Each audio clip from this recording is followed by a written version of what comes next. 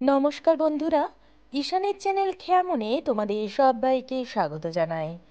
আজকে আমি তোমাদের সামনে নিয়ে এসেছি ফুলকপি দিয়ে শোল মাছের একটা স্বাস্থ্যকর পদ। ফুলকপি দিয়ে শোল মাছ রান্না করার জন্য আমি যে গরম মশলাটা ব্যবহার করব সেটা কিন্তু অবশ্যই শিলে বেটে নেবেন। এখানে আমি নিয়ে নিয়েছি দারচিনি, এলাচ, লবঙ্গ এবং একটু শুকনো লঙ্কা। এটাকে শিলে বেটে নিয়েছি। আর একটা মাঝারি সাইজের পেঁয়াজকে ভালো করে বেটে নিয়েছি। কড়াইয়ে সর্ষের তেল গরম করে নিয়েছি। শোল মাছ ধোয়ার সময় একটু বেশি করে নুন দিয়ে ভালো করে ধুতে হয়, তাহলে যে লোদ ভাব থাকে সেটা চলে যায়।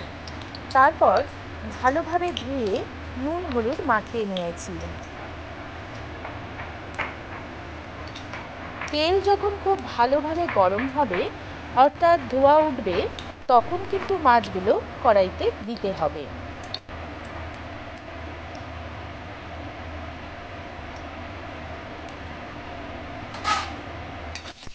তেলটা খুব ভালোভাবে গরম হয়ে গেছে এবং তেল থেকে ধোঁয়া বের হচ্ছে।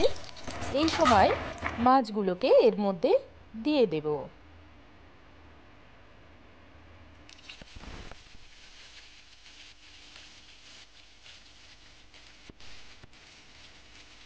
মাছগুলোকে খুব ভালোভাবে এপিট ওপিট করে ভেজে নিতে হবে।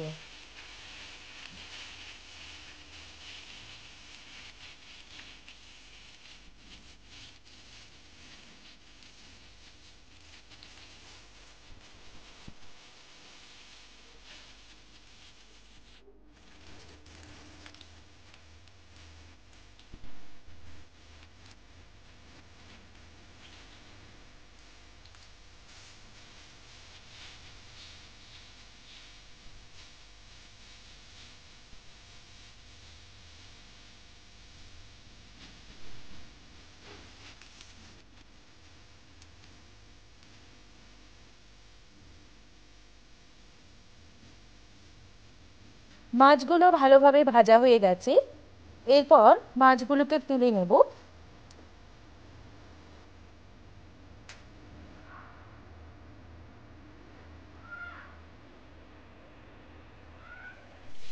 মাছ ভাজা তেলের মধ্যে দিয়ে দিচ্ছি বড় বড় করে কেটে রাখা আলু।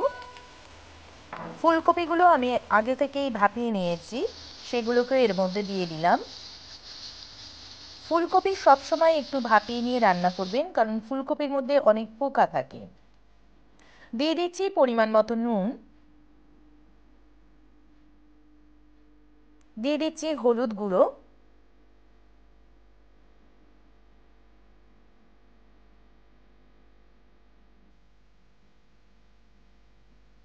এগুলো একটু নাড়াচাড়া করে ভেজে নেব।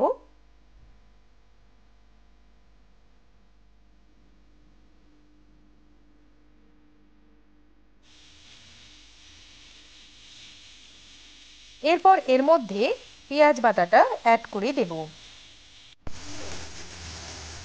দিয়ে দিচ্ছি ধনে গুঁড়ো, জিরে গুঁড়ো, কাশ্মীরি লঙ্কা গুঁড়ো,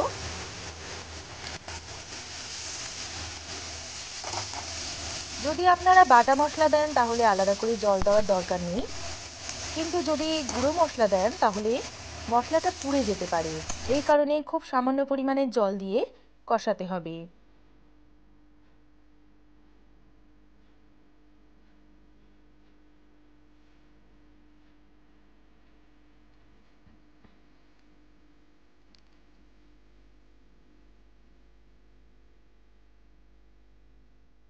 শীতের দিনে শোল মাছের এই ঝোল খেতে কিন্তু দারুণ লাগে। আপনারা সবাই কিন্তু একবার এটা ট্রাই করবেন। যারা শোল মাছ খেতে পছন্দ করেন তারা খেয়ে দেখবেন, সত্যিই খুব ভালো লাগে।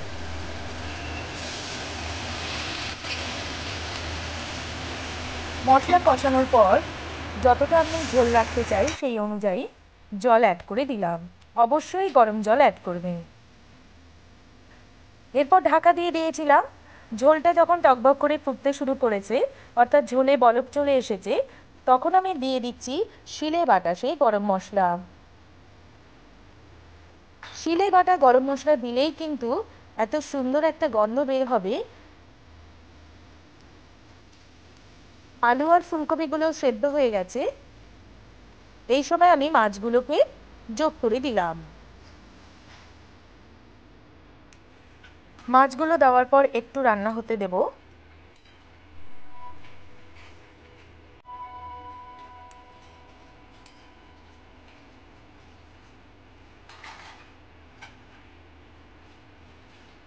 একটু ঢাকনা দিয়ে ঢেকে রান্না করব।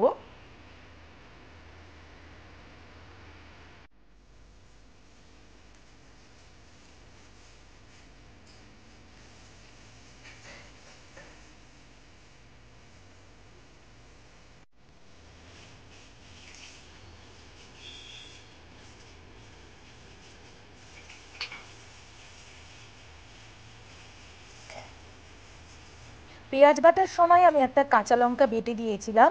আপনারা চাইলে এখানে কাঁচা লঙ্কা চিড়েও দিতে পারেন। যে যেমন ঝাল খাবেন সেই অনুযায়ী কম বেশি করে নেবেন। তবে আমি এই রান্নায় কিন্তু এমনি যে গুঁড়ো লঙ্কা হয় তার ব্যবহার করিনি, শুধুমাত্র রঙের জন্য আমি কাশ্মীরি লঙ্কা গুঁড়োই ব্যবহার করেছি। রান্নাটা আমার হয়ে গেছে। আশা করি রেসিপিটি আপনাদের পছন্দ হবে। যদি ভালো লাগে অবশ্যই লাইক, শেয়ার ও কমেন্ট করবেন। নতুন বন্ধুরা চ্যানেলটিকে সাবস্ক্রাইব করতে ভুলবেন না। আজকের মতো এখানেই বিদায় নিচ্ছি। আবার হাজির হব অন্য কোনো রেসিপি নিয়ে। ততদিন সবাই ভালো থাকবেন, সুস্থ থাকবেন। টাটা।